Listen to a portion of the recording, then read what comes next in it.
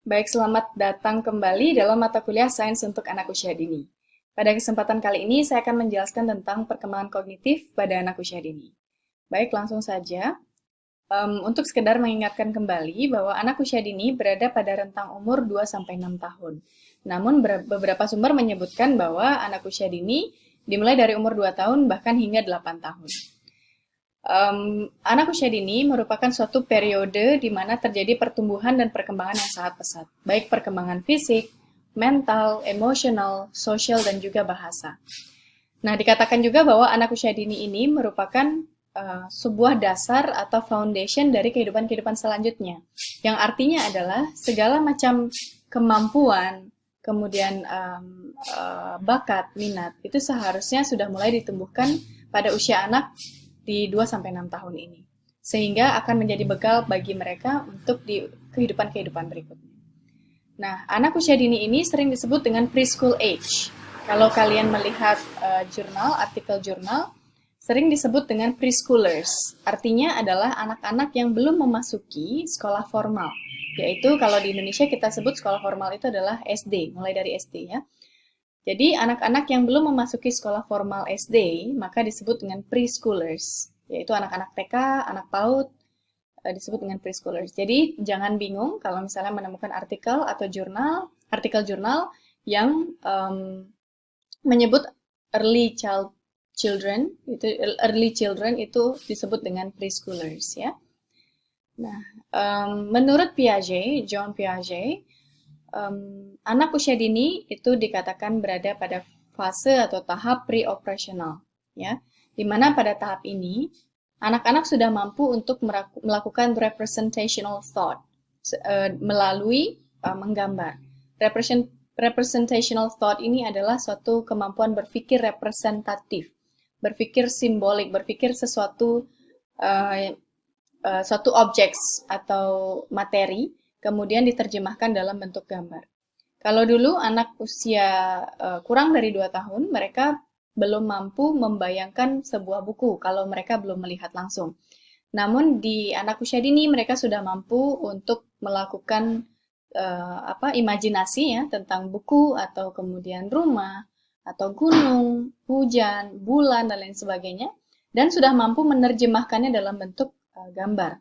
Namun tentu saja dalam bentuk tulisan belum ya. Lalu yang kedua adalah kemampuan untuk melakukan pretend play. Ya, pretend play itu adalah suatu permainan yang permainan perumpamaan ya.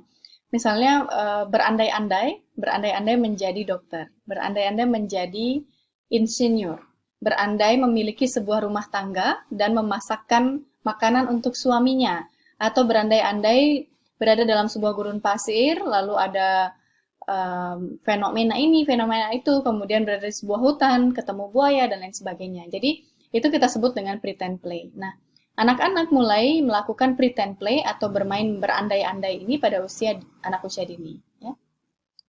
Nah, ada ciri-ciri lain yang dikemukakan oleh Piaget, yaitu egocentrism, kemudian lack of conservation, kemudian logical inferences and animism. Jadi, ada 4 kekurangan anak dari segi kemampuan kognitifnya yang kita sebut dari 4 ini ya, egocentrism, lack of conservation, lack of logical inferences and animism ya.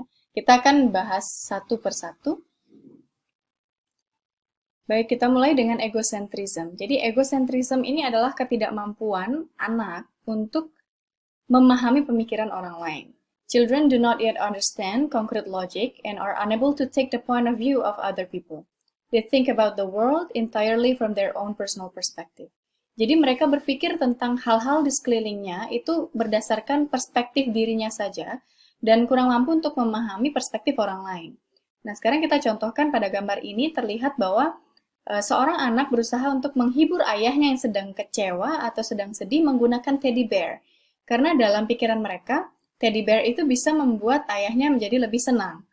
Nah, itu dalam hal ini terlihat bahwa egocentrism anak, atau dalam hal ini disebut dengan centration ya, egocentrism anak sangat jelas terlihat bahwa dalam pikiran dia teddy bear ini akan membuat orang lain merasa bahagia atau senang, tetapi dia tidak memperhitungkan bahwa ayahnya merupakan orang dewasa yang umurnya sudah jauh lebih tua daripada dia, sehingga cara untuk menghibur ayahnya itu tentu berbeda dari cara dia menghibur anak seumuran dirinya, gitu ya.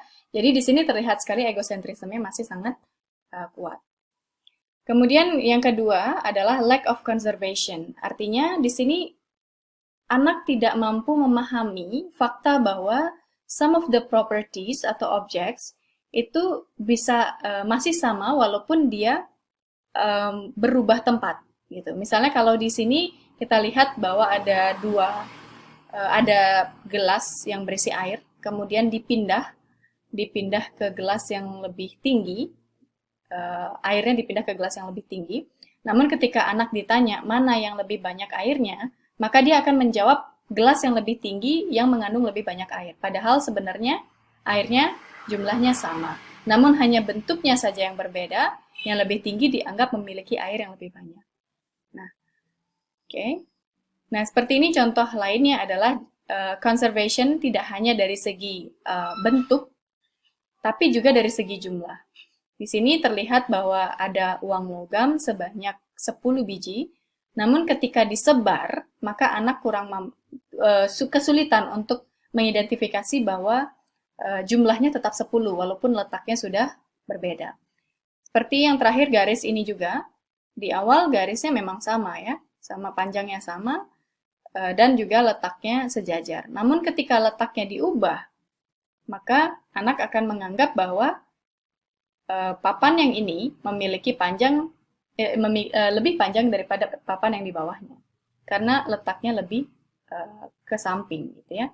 Nah, di sini terlihat ketidakmampuan anak untuk mengidentifikasi bentuk yang sama atau jumlah yang sama walaupun diletakkan di tempat yang berbeda, seperti itu.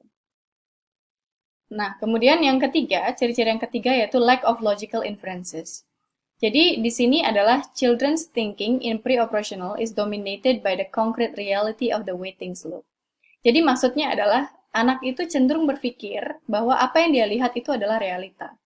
Contohnya, misalnya dia melihat sebuah naga, gitu ya, sebuah naga di TV. Gitu. Maka dia akan menganggap bahwa naga itu real adanya, memang ada di kehidupan dia sehari-hari. Kemudian dia melihat, anggap misalnya ada beberapa anak yang mampu melihat hal-hal yang memiliki mungkin indera ke-6 atau dan sebagainya, kemudian mampu melihat sesuatu yang tidak nyata, gitu ya. Namun mereka menganggap itu sesuatu yang nyata. Mungkin kalian pernah mendengar bahwa anak-anak di usia dini itu sering memiliki teman imajinasi, ya.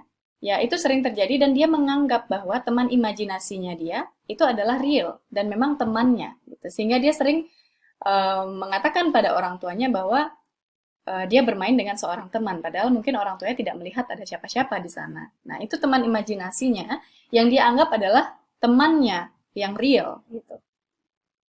Nah, kemudian selanjutnya adalah animism. Children have believed that inanimate objects have life-like qualities. Jadi di sini anak memiliki kepercayaan bahwa sesuatu yang tidak hidup atau suatu benda, suatu objek atau benda yang tidak hidup itu memiliki karakteristik yang hidup, life-like qualities atau kualitas yang menunjukkan bahwa dia hidup.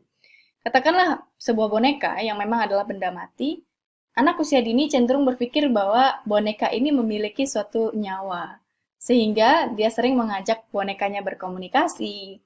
Kemudian seperti di gambar ini kita lihat bahwa anak bermain dokter-dokteran dan memeriksa bonekanya yang dia anggap sebagai pasiennya yang memiliki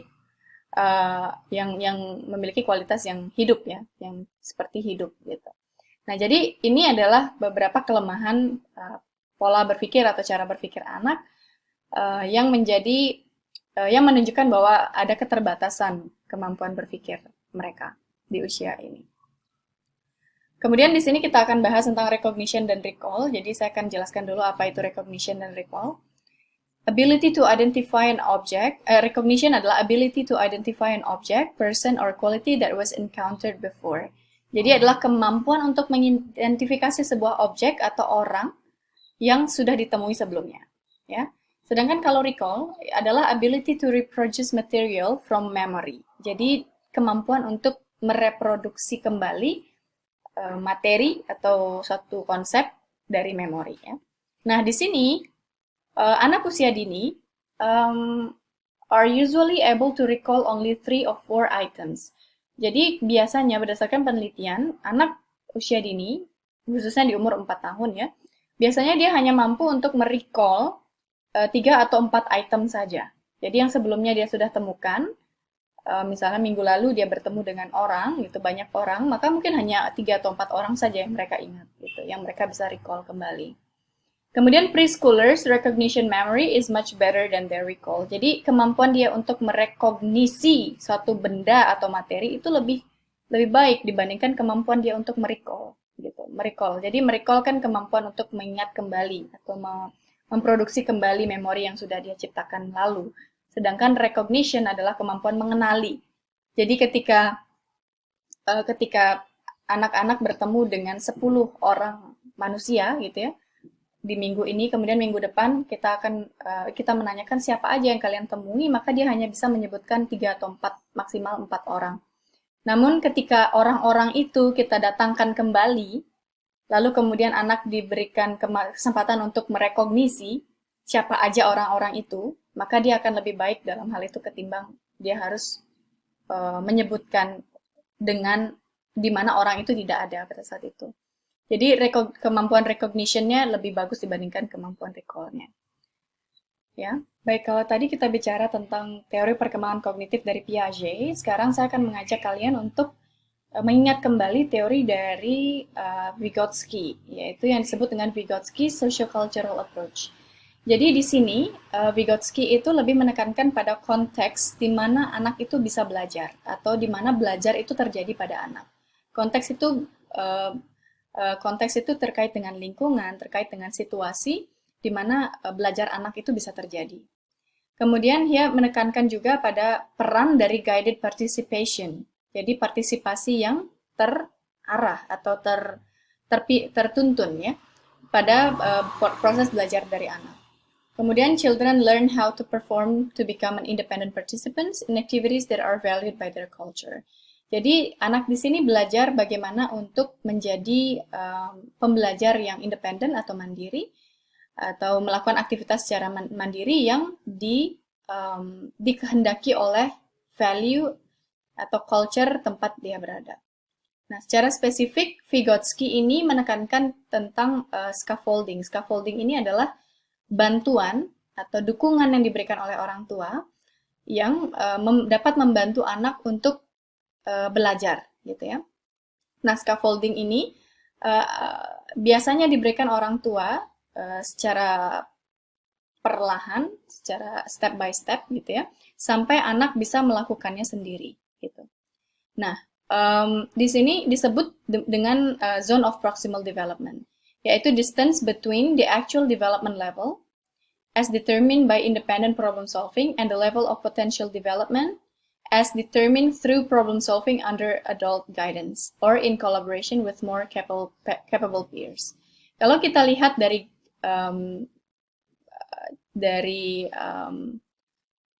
ilustrasinya, di sini ada sebuah lingkaran ya, di mana di dalamnya yang warna biru kita sebut dengan aktivitas atau kegiatan yang anak tidak bisa lakukan.